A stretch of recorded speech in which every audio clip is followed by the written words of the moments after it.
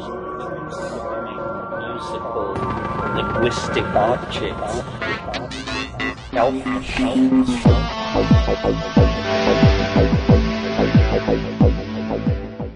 Greetings from Cyberdelic Space. This is Lorenzo, and I'm your host here in Psychedelic Salon 2.0. And before I forget to mention it, recently I just did an interview for the Ascended Minds podcast, which you can find at ascendedminds.net/podcast. And this is a new podcast series that you may want to check out, and I'll put a link to it in today's program notes. Now, today we are going to get to hear more about my favorite plant, cannabis. And the information comes from Mona Zhang, who has a website and a newsletter that, well, right now they're at the top of my list. In fact, I only signed up for her newsletter yesterday, and, well, today's email brought the first installment. And I have to say that even though I try to keep up with news about this important plant, Mona's newsletter this morning has already shed some new light on this topic for me. But rather than you listening to me go on about Mona's wonderful contribution to our community, I'm just going to step out of the way now and turn things over to Lex Pelger.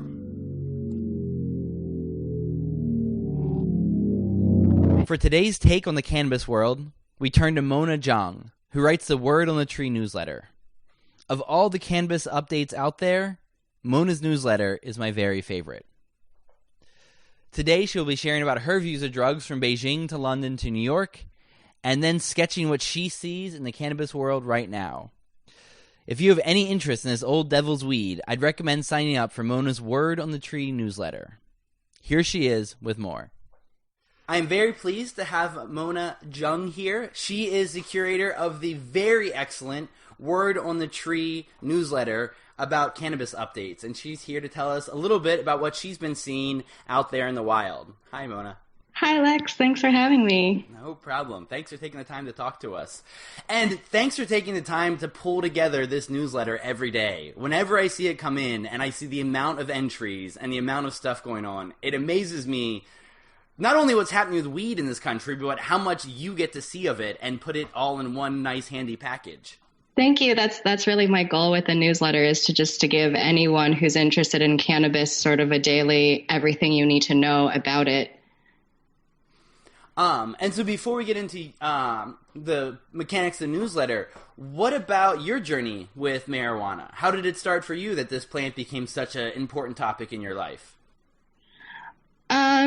Well, I first smoked weed when I was maybe 16 or 17, and I wasn't a daily consumer at that point. It was just something that I did occasionally on the weekends.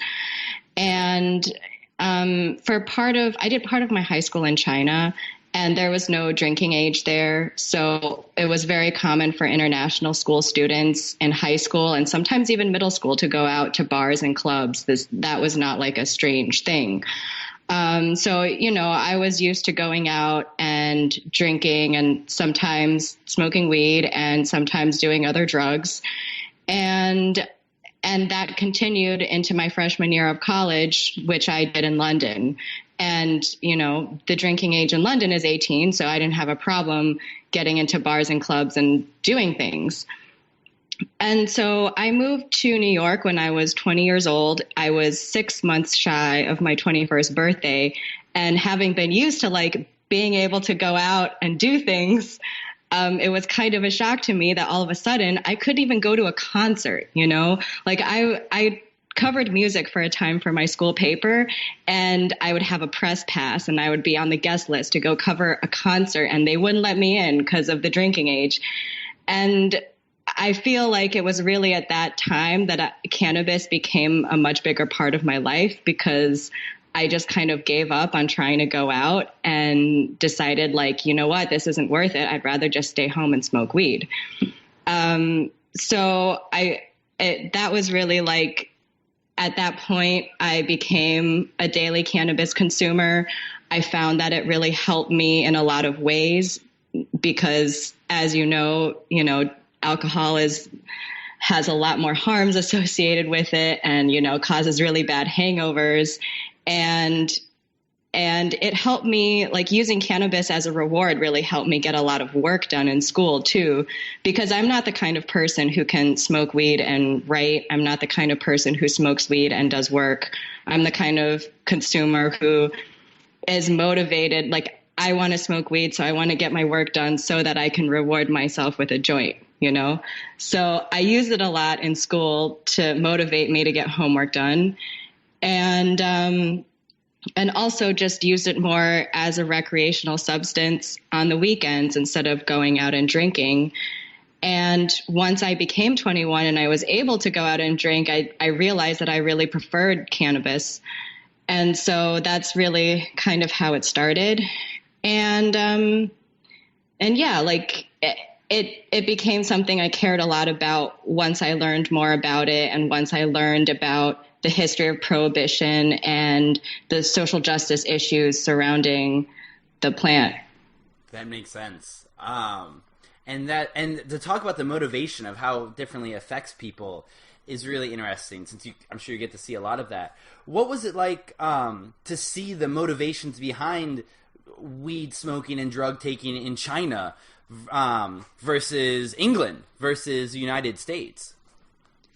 Yeah, it was weird because I was, when you're in high school in Beijing, and I don't know how much this has changed, it's been a while, but I would go out to bars and my friends' parents would be there and they would buy us drinks, or sometimes we would go out and we would see our high school teachers out at a bar or a club, and you would chat with your, high school teacher. Like, it was totally a normalized thing.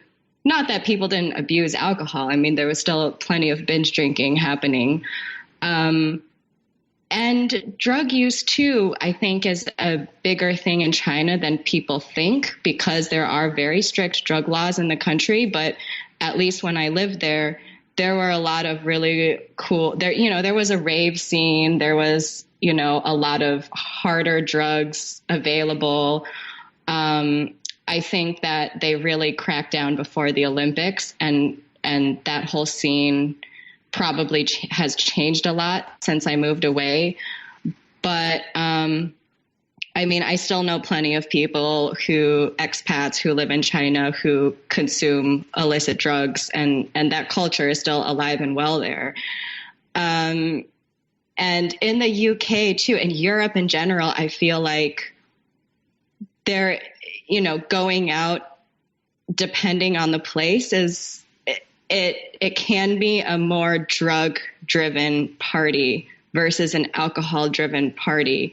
I find that, this is generalizing, but I find that the places that I went to in London and in Europe in general, if it was more of a drug-fueled party, people tend to be nicer.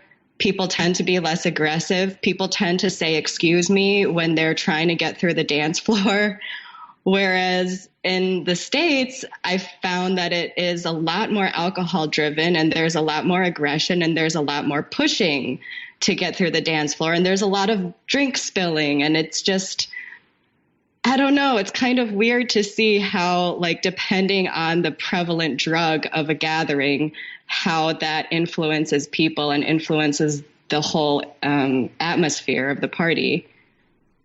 Yeah, it's true. It kind of makes me, the biggest sci-fi thing I'd like to see is Google Gadget pop-up where it puts your favorite drug next to your head, or favorite drugs. And then at the party you can find your people. And you can finally realize why, when you're on acid, you just can't seem to make good conversation with this person on meth. Something's not working. With this little pop-up, you can find out why. Yeah, absolutely. So an aggressive difference. That makes sense. So did that... what was it like seeing that and then starting to cover the weed world more and more and compare and contrast those different ways of imbibing? Well, definitely the weed world is pretty chill, I would say. I mean, the cannabis related events that I've been to where people are consuming, even if there is alcohol, I feel that people end up drinking less alcohol, and it is very, it's very nice and it's not so aggressive. And so I really like that whole world, And how did you end up coming up with this idea to do this exhaustive daily cannabis newsletter, Word on the Tree? Well, it started out as a weekly. I started it in 2015, and at the time, there wasn't really anything like it. Now there's tons of cannabis newsletters out there. I really like Tom Angel's Marijuana Moment as well. At the time, I just felt that as a consumer, this was something that I wanted. And I'm an avid email newsletter subscriber. I prefer to get my news through newsletters because I see the value in having a sort of like, an editorial curation that you don't necessarily get through social media. And I wanted that for cannabis news. So I was really inspired by some other general email newsletters like Quartz's Daily Brief and Vox Sentences. And I kind of wanted to make a cannabis focused version of that. So it started out as a weekly, and then it turned into a daily. And yeah, I'm just trying to highlight the best journalism and the best information that's out there about cannabis in a timely way, but also really with a focus on criminal justice issues, because I feel that that's the most important issue when it comes to this movement. Amen. What were the first issues that started to become clear to you as you started paying attention so much to the news? What trends were some of the first to emerge as you looked at the whole picture? Well, first of all, just the amount of cannabis news there is. I started it as a weekly, and really quickly I realized that it was very hard to distill a week's worth of cannabis news into like one newsletter, which is one of the reasons why I made it a daily, because there's just, you see how much stuff there is. There's so much in every single day that it's just, there's just a lot going on. And the other thing is that, again, I always come back to this, is just, I feel that the mainstream media doesn't pay enough attention. There's a lot of great mainstream coverage about cannabis, but I feel that, those reporters and those editors aren't necessarily experts on cannabis and don't necessarily understand the important issues. And also, because they don't have expertise on the subject, they can't really be critical of their sources. Like I see a lot of, even if it's just an article about like dabbing as a trend, they might interview someone who makes rosin, and this person is like, yeah, like dabbing's all the rage, rosin is the best. And it's like, okay, if you're not an expert, then you're not going to be able to think critically and be like, okay, maybe rosin isn't the best. Maybe this guy is like, obviously he's biased because he's a rosin maker. Nothing against rosin, but maybe I should go interview, someone who makes BHO. And can you explain this, what dabbing is for people? Because a lot of people east of Mississippi have never heard of it, and some of the breakdowns of types of concentrates there are now. Okay, so concentrates are basically, hash. It's a concentrated form of cannabis. And I would liken it to kind of, there's solvent extractions and non-solvent extractions. So solvent extractions use something like, for example, butane is very common to extract the oils in trichomes from the plant. And trichomes is where all the good stuff is. It's where the THC is, where all the cannabinoids are. And that process is kind of similar to how people extract, say, essential oils for perfume or for, aromatherapy. It's kind of a similar process, and they use similar solvents and extraction methods. And then there are people, consumers, who think that solvents are unhealthy, which I don't necessarily agree with, but there are non-solvent methods of extraction. So rosin, for example, is one of those. And, you can make rosin at home with a hair straightener. It's basically like you take a cannabis bud, put it in between parchment paper, and you use the hair straightener to squeeze the oil out of it. And, there are industrial versions of that. They're rosin presses, and you can put a lot more in a rosin press than you can put in a hair straightener. But people are scared of concentrates. I think the news make them out to seem scary, and it's like super potent and therefore somehow more dangerous. But really, I think it's also just an issue of titration. Like I take very baby dabs. I don't get too high from them. It really isn't that. I feel that a super baby dab is like the equivalent of smoking like a quarter of a joint or something. Yeah, you can take a huge dab and get too high, but that's like, as an individual, you have a responsibility to not do that. Yeah, amen. I think it's the most important part about this whole dabbing craze is remember that, this stuff is very old. When people talk about rosin, it's like, well, yeah, the Arabs and the Hindus have been doing this method for 1,000 years. It's brand new in one sense, because the dabbers are just finding out about it, but concentrates are very old. And the best analogy I've heard from some older people in the community is that dabbing and concentrates is like whiskey is to alcohol, that or any of the liquors, any of the distilled spirits. This is concentrated weed, and that if you want to use small amounts, it can be very genteel, like you're talking about. But if you want to screw yourself up very badly and be irresponsible, it's much easier to do that with liquor than it is with beer. And that's a little bit what like the dabbing is now. Now you have high school kids in California just dabbing 5 grams at a time to show off how much they can dab. That's not going to be a good thing. And I get a lot of flack because I say that there's dangers that will be coming from dabbing because it's going to expand all the moderate harms that we know can occur from heavy levels of cannabis. Now people who really want to harm themselves with any drug, like including cannabis, with cannabis they can now do it a little bit more. You're not going to die, but dabbing 5 grams a day for 10 years straight probably isn't great for a number of body systems. Yeah, I totally agree with that analogy. And I think it's also important to recognize that some medical patients need huge doses of cannabis and they need a lot of cannabinoids. And that's one way that they can get that without necessarily consuming such large quantities of plant product.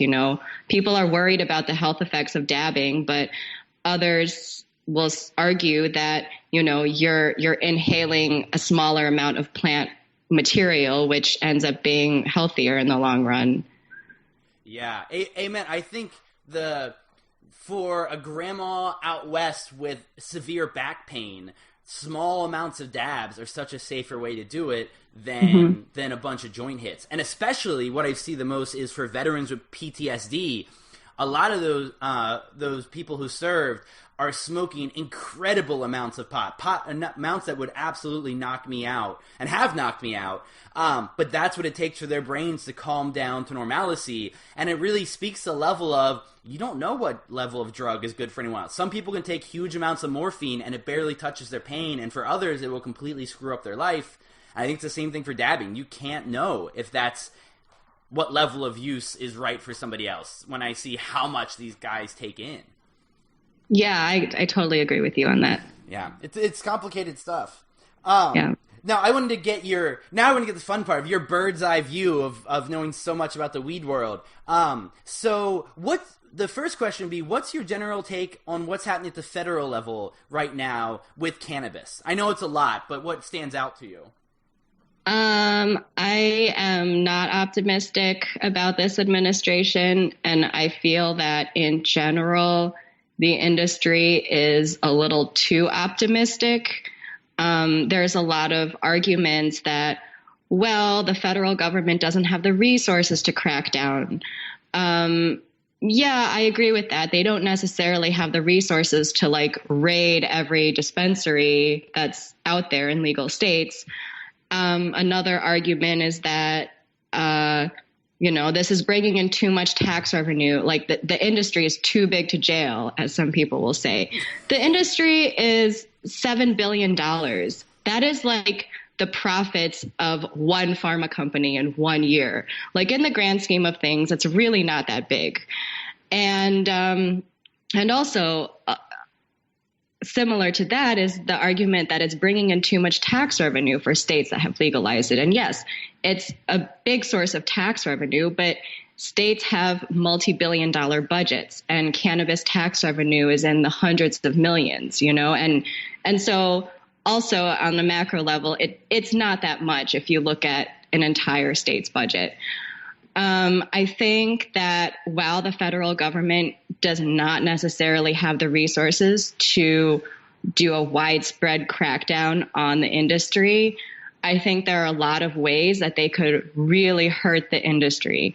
So I was at the Vegas Cannabis Summit this last week, and there was a panel on law and banking and investment, I think. But one of the panelists, Christina Bucola, who is a good friend of mine as well, she argued that the government will be able to go after cannabis businesses for maybe labor violations or, tax violations. Like they don't have to use the CSA to shut down these businesses. Another example of that is Stash Logics. Stash Logics is a company out of Colorado that makes these carrying cases for cannabis that you can lock, which the purpose of which is to keep cannabis out of the hands of children, like something that a responsible consumer would use.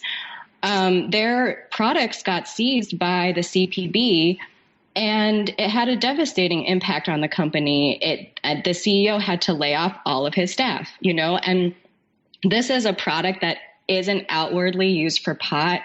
The case itself looks like something you might put your lunch in, and there's no like pot leaves in the logo. The CEO was baffled. He was like, I thought with all the bongs and like bowls that are coming in, I thought I'd be fine. But, there are other ways this is as innocuous of an ancillary product as you can get, not plant touching or anything, but they were still able to just destroy the company. So there are a lot of ways that the federal government can crack down that are not necessarily directly related to the CSA or directly using the CSA. And I think that we're going to see... CSA? Can you just let people know what that is? Oh, the Controlled Substances Act, which is so marijuana is a Schedule I substance under the Controlled Substances Act, which by definition, it has no medical use and high potential for abuse, along with heroin and, various psychedelics. So yeah, I'm not optimistic about the federal government, and I really hope that people don't become complacent and think like, oh, well, the federal government doesn't have the resources to crack down. At the end of the day, it's still federally illegal, and I think they could still do a lot of damage to the industry. And I think they could set the movement back, by a long time. Wow. I'm surprised to even hear people are saying that. That sounds so foolish.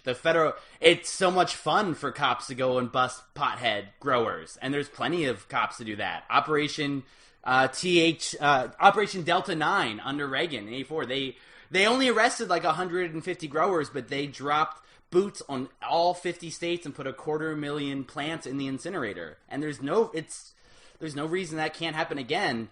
And you're right. And you don't need to burn plants. You send a letter to a dispensary owner's landlord, and that's all it takes. The owner of the property says, I like this dispensary, I'm not going to lose my building over it, and get rid of them. No access to banking.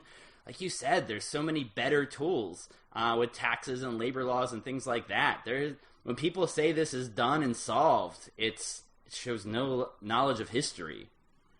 Mm-hmm. Ugh. Yeah. I just think that it's a little scary to see so many op-eds arguing that have a more like optimistic view. And it's like, it seems to me that people in the industry who have been in the industry for a long time, who have suffered from the irrationality of federal enforcement, those people seem to be a lot more pessimistic than the newcomers to the industry who are like, this thing is huge and it's going to keep getting bigger. And it's like, well, no, you don't really understand that the federal government has been and will continue to be very irrational about this. So that's the federal level. One thing I love about your newsletter is how much you cover the states as well, and you get such a cool vision of all these different states doing all these very progressive things and very fucked up things, and it's just all over the place what the states are doing. So my first question would be, if you were a medical patient with a severe condition, what state would you like most to be in if cannabis was your medicine? This is a hard question to answer because the states, as you said, are so different from each other. I think California is really attractive for medical patients just because of the wide variety of products that are available. Because it was a gray market for so long, there's just like many different products you can choose from, not to mention the fact that, in my opinion, Northern California probably grows the best weed in the world, Wow. And however, you've judged a number of cannabis cups and such, right? Yes. And you say Northern California. All right. Yeah. That's good. Because every place I've ever been says they have the best weed. So it's good to hear it from an independent observer in a city that has shitty weed. You're not going to say New York City is winning. No. And in fact, did I just hear one of those ice cream trucks in the background at your park? Yeah, you might have. Yeah. Makes me miss the rotten apple for sure. Yeah. So the best weed is Northern California, in your opinion. That's good. Yeah. I will say, though, for medical patients, the California regulations, they're draft regulations, and they haven't been, implemented yet. So I don't know how that's going to play out in the future. But Oregon is known for having the most stringent testing regulations. So there was, I think a few months ago, there was a story about some cancer patients who died from these rare fungal infections, and they traced it back to cannabis. And, if you're a medical patient and you're immunocompromised, you want your medicine to be tested and to not have any sort of mold or, anything that could be really harmful to someone who's sick. So Oregon, known for their testing regulations. And I think Colorado, too, has some pretty good testing regulations in place. California, the stringent testing regulations is always something that's going to get industry pushback. So we'll see how the regulations play out in California, but that's definitely something to keep in mind if you're a medical patient. That makes sense. Testing does seem to be one of the hardest things for politicians to grapple with. If you're growing your own, you probably shouldn't have to test. If you're selling recreational, maybe you test a little bit. But if you're selling medical, and the scary part about testing seems to be that it's one thing to test for mold and fungal contamination, but to test for the heavy metals and the pesticides, you need a huge array of tests. And I don't think it's quite possible to test for everything people could be using. And it's one of the dirty secrets. It's more about trusting your grower than it is trusting tests that, by their nature are incomplete. Right. Yeah. It's definitely impossible to test for all the pesticides. And the other problem is that we just don't have the science on it because there hasn't been a lot of studies on a lot of these pesticides and what happens when you burn them or inhale them. I mean, a lot of these pesticides are safe for food, but smoking it is a completely different thing. To continue on the state run in the smoking, what about if you were a hardcore recreational dabber or oiler, as they're called? Where would you want to be? What state would be your favorite? Probably California again. Okay. It does feel like the epicenter? Yeah. In terms of quality, it really feels like the epicenter. And I went to an extraction lab in California in Northern California the last time I was there for a cup. And the people who were working at the lab, like someone I was with at the time, he was like praising them for how great their oil was. Like, hey, like this is so, like these concentrates are so good. And the extraction person was like, look, it's really not about me. It's about how good the source material is. Like we start out using really good flour. And if you just like do everything right, like it really isn't me. It's the source material that's really good. And that's why the oil is really good. So I think, California having the best flour, it's definitely not good from a business perspective. Like if you're an extractor, the regulations are kind of a nightmare, but I think for the consumer, it's probably the best place to be. All right, cool. And this is one I've been most curious about. So as a journalist covering the weed world ad nauseum, which state would you go to where it's the most fucked up regulations and laws and political shenanigans going on, where you just want to sit back as a weed journalist with a bag of popcorn and watch it all happen? I think I have to answer California again on this.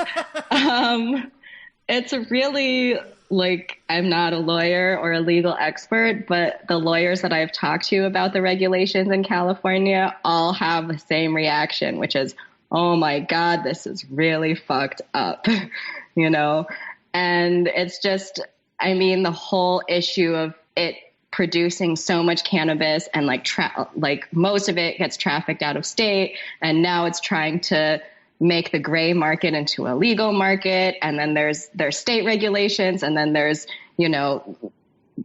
city level regulations, and it's just it's a total like crazy situation over there. California again, huh? Yeah. Oh man. Another part that you cover that interests me. What about are there been any tech products lately with new ways of smoking or things, ancillary products for patients or for recreational users that have caught your eye?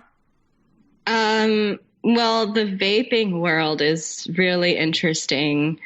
I think that, and I hear this from I'm not like a huge dabber. My boyfriend is a huge dabber, and a lot of his friends are like the daily dabbers. And it sounds like to me that there can be a lot of innovation with things like e-nails, because a lot of the dabbing connoisseurs that I know, they're still using torches. And because like e-nails are like super expensive and don't work that well, and the temperature isn't really precise and that sort of thing. I feel. Can you explain the difference of the heating systems, the e-nails versus the torches versus the other stuff?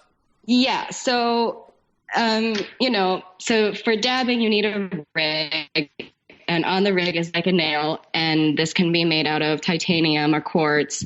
And, so people will use a blowtorch to heat up a nail, and then, usually you heat it up to very hot and then like let it cool down depending on how hot you want your dab, and then put the concentrate on the nail and inhale similarly like how you would take a hit from a bong. And then an e-nail is something that you plug into a wall and it heats up the nail without you having to use a blowtorch.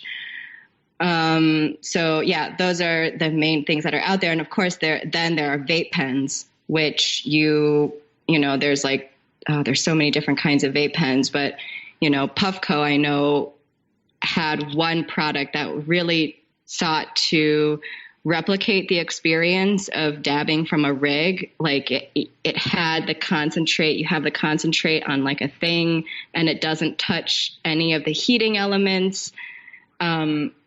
So yeah, there's a lot of innovation, I think, going on in that area. But I don't think anyone has really done that great of a job of solving that issue. It's a tough one. Yeah. So the last question I wanted to ask was if there any articles that you're working on now, or any pieces you got to see through writing this newsletter lately that have just cracked you up or have just made you happy that you get to cover this crazy cannabis world? Yeah, one article that I published recently, I co-published it with Freedom Leaf, and it's on wordonthetree.com, is an article about a campaign in New York to legalize cannabis through the Constitutional Convention. So, I mean, one of the reasons why legalization has kind of lagged on the East Coast is that there are fewer avenues for direct democracy. You know, on the West Coast, it was all voter driven. There hasn't yet been a state that has legalized recreational marijuana through the legislature. So, you know, like in New York, we don't have an avenue to have that kind of voter driven ballot initiative. But there is this thing called the Constitutional Convention. And every year, basically, voters can vote to not every year, sorry, every 20 years, voters can decide whether they want to convene a constitutional convention. And if they decide to convene a constitutional convention, then all these issues are up for debate, because basically it's a chance to rewrite the Constitution. So there is a campaign to legalize, that is like pro-con, as it's also known, to legalize marijuana through it. And it was really fun for me as a journalist to cover this story, because it really turned into a much bigger story than I was anticipating. And I don't know if you've experienced this as a writer, but like, you know, you start looking into something and then all these other things come up and you're like, whoa, what's going on? Now I have to look at all these other issues, you know. And one of the issues with that story was that the leader of the campaign, the guy who started the PAC, he was previously convicted of fraud and larceny in his role with two other PACs he started during the 2000 election. And so it just like, you know, I started writing the story like, oh, I'm going to cover this like campaign about weed legalization. And then it turned into like this whole other thing about like campaign finance law. And I tried not to get too much into that in the piece, but it was a really fun story for me to dig into. And I'm really interested in New York, you know, because I think that if and when we have federal legalization, or, you know, even state level legalization in New York, it's going to be really huge. Well, I just want to say thank you so much for sharing today this eagle-eye view of the cannabis world. Thanks for having me, Lex. It was fun talking. Cool. Always a pleasure. So the newsletter is A Word on the Tree. I believe it's the best cannabis newsletter out there. And Mona, thank you so much for taking the time to talk. Thanks for having me.